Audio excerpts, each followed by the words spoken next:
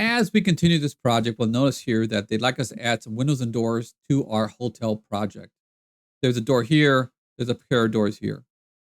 There's a window there and a window over there. Windows are represented by a pair of lines an inch apart. Doors are represented by a little rectangle here that is 3 feet long by 1 3/4 inches thick, an arc, and a line. The line is the threshold where materials change from one room to the next. Perhaps we're going from a certain type of carpet in the hallway to a different type of carpet in the room. So this is where the change in materials happen.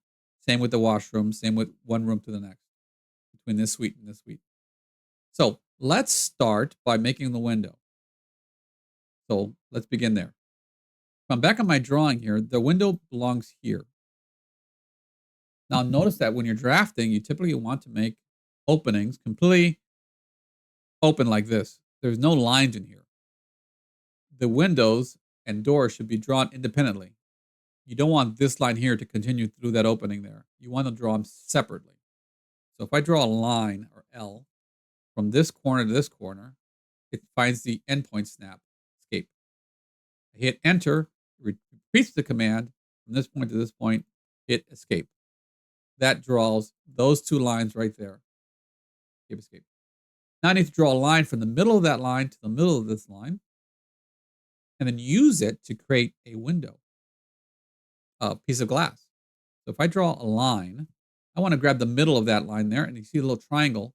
That's the midpoint snap. If I click there, it'll snap to the center, the perfect center of that horizontal line. I make sure that that command is active here in the menu by making sure midpoint snap is chosen from your list of O snaps. It is. It's checked. Therefore, I know that I can type the L command. I can pick there, go straight down and pick here, and escape.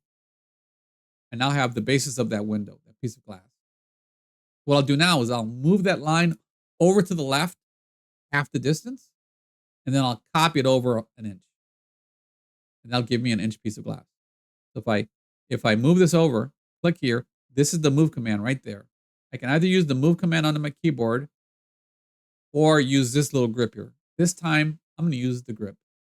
Click on the center point, click, point my mouse to the left, and type 1/2, which is half the thickness of the glass. Okay. Then I choose it a second time, use the copy command, and then point to the left and type 1, enter. And it copies it over to the right 1 inch. Escape.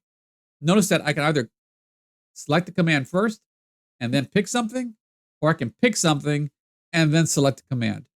Either way is right. They both work. Simply follow the command line and complete the tasks that it's asking you to do. Let's zoom out with the mouse wheel. Let's zoom over here. Let's draw the windowsill. L is for line, from here to here. Escape. Hit enter to repeat the command. Go from here to here. Hit escape.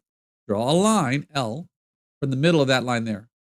If you don't see it, zoom in closer until you see a little green triangle. When you see it, click with the left of the mouse, drag it straight down, and make sure that is either perpendicular or midpoint snap. Either is fine.